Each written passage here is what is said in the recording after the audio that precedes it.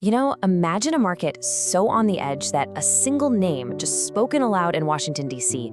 could set off a massive financial firestorm. Well, on January 30th, 2026, that's pretty much exactly what happened. It was a day that started out normal, but it ended in an absolute bloodbath. Look at that number, minus 33% in one day for one asset. And we're not talking about some obscure crypto or a penny stock here. This was silver, one of the oldest assets in the world, just collapsing in one of the most violent single-day sell-offs in modern history. Independent analyst Max Bonchkowski, he didn't mince words. He called it what it felt like for the traders on the ground, a slaughterhouse. Think about it. In just 48 hours, weeks of these historic gains weren't just erased, they were completely annihilated. So what on earth could trigger this level of carnage across a global market? A computer glitch? Some huge geopolitical crisis? Nope. The real answer is actually way more subtle, and it all kicked off with a single political announcement. Okay, so let's get into it. On January 30th, the price of silver didn't just fall, it absolutely plummeted. We're talking about a complete free fall, from over $121 an ounce all the way down to 76. Just one of the most brutal sell-offs the precious metals market has ever witnessed. And the panic wasn't just in silver. Oh no, it spread like a virus.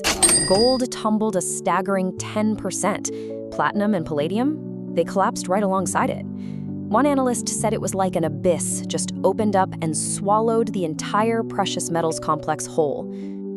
So what was the trigger for all this chaos?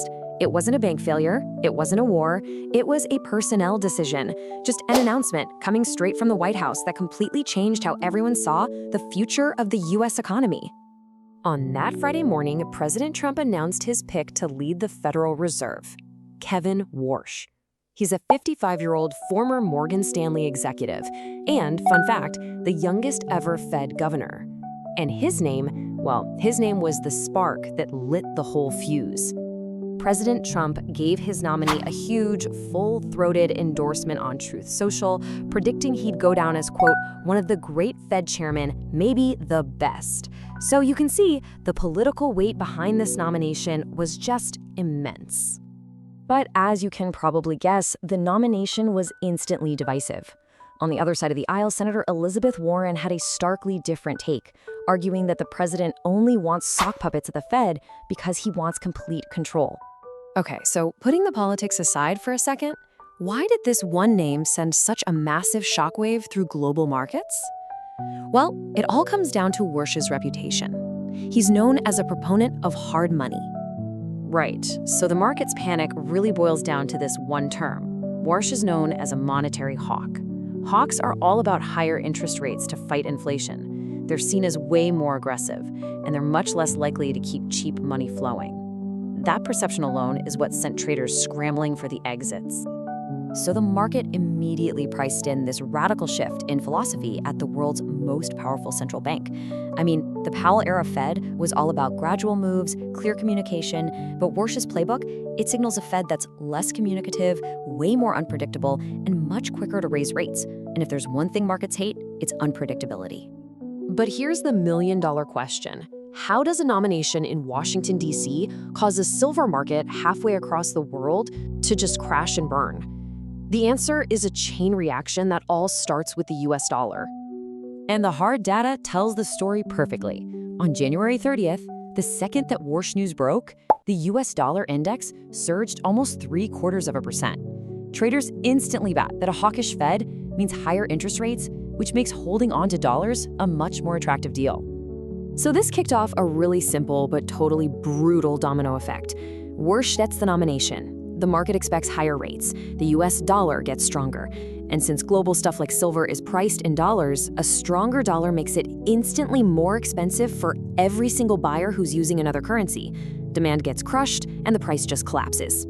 Simple as that. But hold on, a 33% drop? That's extreme.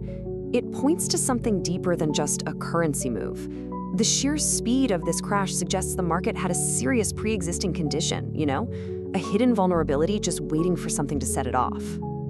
And analysts are calling this vulnerability the Great Divorce.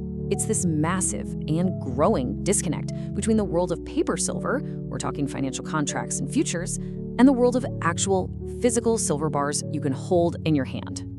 And the scale of this problem is just staggering. According to the data, for every 113 million ounces of actual physical silver available in the vaults, there were 528 million ounces of P-bar claims on it. That is a gigantic mismatch between financial promises and physical reality.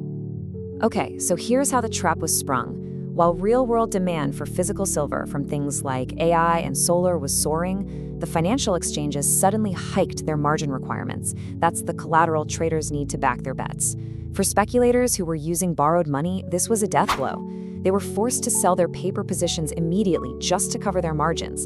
This triggered a technical collapse, a forced liquidation cascade in the paper market that had almost nothing to do with actual supply and demand.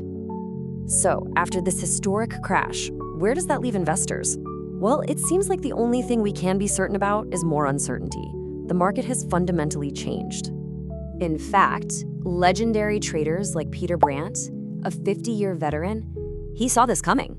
He was publicly warning before the crash that silver's huge rally was getting out of hand, that it looked eerily similar to the market top way back in 2011. Now this captures the new reality perfectly.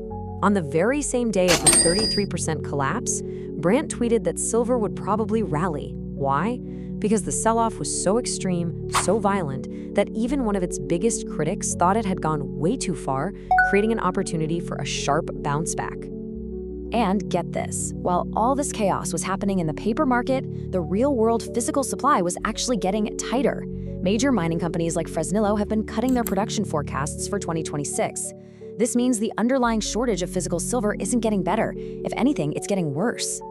This whole event really leaves us with a fundamental and frankly pretty unsettling question. What happens when a financial market that's built on mountains of paper promises finally collides head-on with a world that is screaming for physical reality? The silver slaughterhouse might have just been the first major tremor.